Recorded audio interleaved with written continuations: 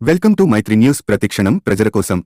అనకాపల్లి మాజీ మంత్రి దాడి వీరభద్రరావు నివాసంలో ఉమ్మడి జనసేన టీడీపీ ఎమ్మెల్యే అభ్యర్థి కొణతాల రామకృష్ణ భేటీ అయ్యారు.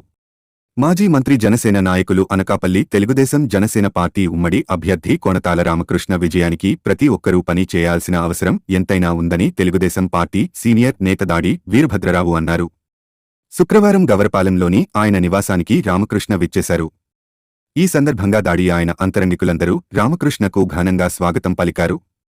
ఆత్మీయ పలకరింపు జరుపుకున్నారు. రాజకీయ అంశాలపై ఇరువురి నేతలు చర్చించారు. వారిని కలిసిన విలేకరులతో వీరభద్రరావు మాట్లాడుతూ తెలుగుదేశం జనసేన పార్టీ విజయం చారిత్రాత్మక అవసరం అన్నారు.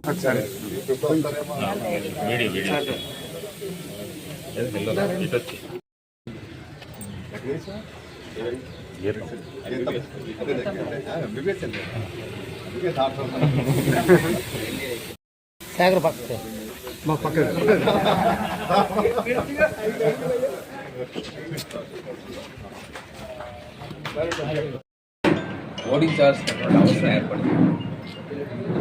ఎందుకంటే చాలా భయంకరమైనటువంటి పరిపాలన సాగించాడు. ఎవరికి సామాన్య ప్రజలకి కానీ మిగిలినటువంటి వారికి కానీ రక్షణ లేనటువంటి పరిస్థితి ఇవాళ వచ్చింది. ఆయన మళ్ళీ ఆయన ప్రభుత్వం కానీ కొనసాగినట్లయితే నాకు ఒక ఇద్దరు ఐఏఎస్ ఆఫీసర్స్ నేను హైదరాబాద్ వెళ్తే హోటల్లో రెస్టారెంట్లో కనిపిస్తే వాళ్ళు అన్నారు, మళ్ళీ కానీ ఆయన వచ్చి మీకు క్యాపిటల్ కానీ అక్కడ విశాఖపట్నంలో పెట్టినట్టయితే మీ విశాఖపట్నం వాళ్ళు అందరూ కలిసి హైదరాబాద్ వలస చేయాలండి అని చెప్పారు. అలాంటి భయంకరమైనటువంటి వాతావరణాన్ని ఇవాళ సృష్టించారు. కాబట్టి ఇది చారిత్రాత్మక అవసరం. జగన్మోహన్ రెడ్డిని ఓడించడం అనేటువంటిది, వైఎస్ఆర్ కాంగ్రెస్ పార్టీని ఓడించడం అనేటువంటిది చాలా అవసరం. అదేవిధంగా ఈవేళ ఒక తెలుగుదేశం పార్టీ అలాగే జనసేన పార్టీ రెండు కలిసి ఉండడం, రాత్రి బీజేపీ కూడా కలిసి వచ్చి వాళ్ళు కూడా ఎలియన్స్లోకి రావడం అనేటువంటి జరుగుతుంది. సో ఇన్ని కలాల్సినటువంటి అవసరం వచ్చినట్టు బలమైన శత్రువు అయిపోయాడు. డబ్బు సంపాదించాడు, మామూలుగా కాదు, 5-6 లక్షల కోట్లకి తక్కువ సంపాదించున్నాడు. నేను డబ్బు సంపాదించిన ఆ డబ్బుతో ఓట్లు కొంటాను అన్నది ఒకటి. నేను డబ్బు అందరికీ ఇచ్చాను, ఒక్కొక్కరికి 50 లక్షలు 60 లక్షలు ఇచ్చి 50,000 60,000 ఇచ్చాను, ఒక్కొక్కరికి 2.5 లక్షల కోట్లు నేను పంచిపెట్టాను. కాబట్టి వాళ్ళందరూ నాకు ఓట్లు వేస్తారన్నటువంటి ధైర్యం, అహంకారం కూడా ఆయనలో ఉండడం అనేటువంటి జరిగింది. అవన్నీ చెల్లవు. ఖచ్చితంగా ప్రజలంతా కూడా ఈ ప్రభుత్వాన్ని తీసేయాలి, ఇతను ఉండడానికి వీలు లేదన్నటువంటి నిర్ణయానికి జనం వచ్చినట్టుగా అన్ని సర్వేలు కూడా తెలియపరుస్తున్నాయి. కాబట్టి మనం కూడా చాలా బాధ్యతగా ఈ ఎన్నికల్ని నిర్వహించాల్సిన అవసరం ఉంది.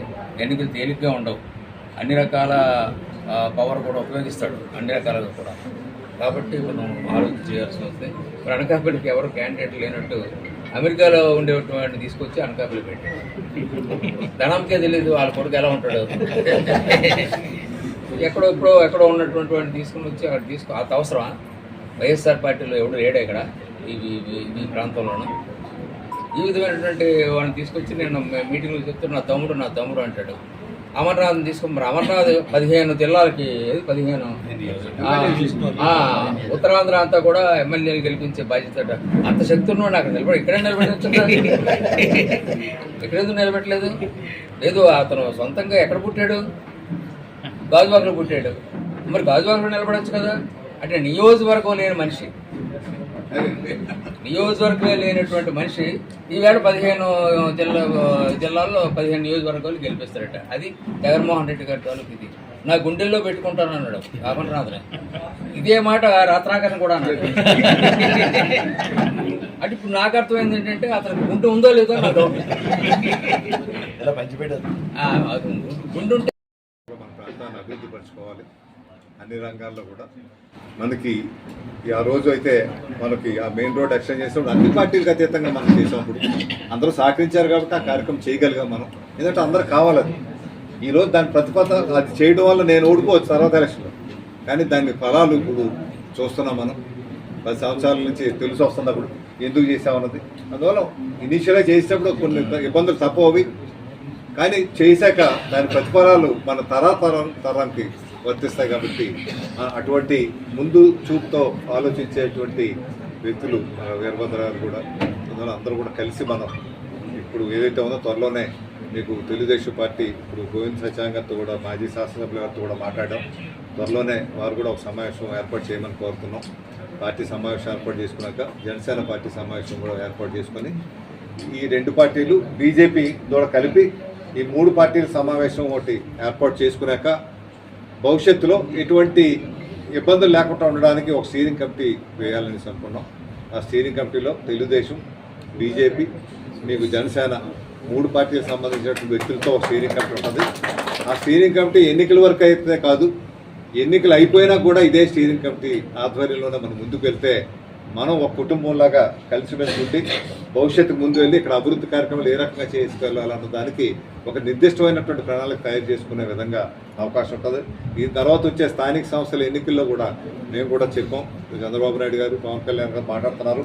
70% 30% విధంగా ఆ రకంగా పెట్టుకుందాం. తెలుగుదేశం 70%, 30% జనసేనకు స్థానిక సంస్థలు కూడా ఇస్తే అప్పుడు అందరూ కూడా కలిసి పనిచేస్తే స్థానిక సంస్థలు కూడా పూర్తి స్థాయిలో అన్ని కూడా దక్కించుకునే అవకాశం ఉంటుంది. మనతో నమ్ముకున్నటువంటి కార్యకర్తల నాయకులు కూడా పదవుల్లో కూర్చోబెట్టే అవకాశం వస్తుంది.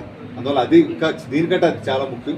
అందుకే ఈ 24 సీట్ల 23 సీట్ల అని ఆలోచించట్లేదు. భవిష్యత్తులో ఈ బంధం గట్టిగా ఉండాలి. ఎందుకంటే రాష్ట్ర ప్రయోజనాలు గట్టిగా కేంద్రం నుంచి మనం నిధులు తెచ్చుకొని చేయాలంటే ఈ బంధం గట్టిగా ఉన్నప్పుడే మనం ముందుకు వెళ్ళగలుగుతాం. కాబట్టి అటువంటి అపోహలు ఏం లేకుండా ఉండడానికి మన అనకాపల్లి నియోజకవర్గం నుంచే ఈ పైలట్ ప్రాజెక్టుగా ఈ రకంగా ఒక స్టీరింగ్ కమిటీ కార్యక్రమం పెట్టుకొని భవిష్యత్తు 5 సంవత్సరాలు కూడా ఇదే స్టీరింగ్ కమిటీ ఆధ్వర్యంలో కార్యక్రమాలు చేయాలని, ఏ సమస్య వచ్చినా ఆ స్టీరింగ్ కమిటీ కూర్చుంటే స్టీరింగ్ కమిటీ ఏ రకమైనటువంటి ప్రతిపాదనతో నిర్ణయం తీసుకుంటే ఆ నిర్ణయం మేరకే మనం ముందుకు వెళ్ళేటువంటి కార్యక్రమం చేసినప్పుడు అందరికీ తగు విధంగా గౌరవ మర్యాదలు అందరికీ దక్కే విధంగా.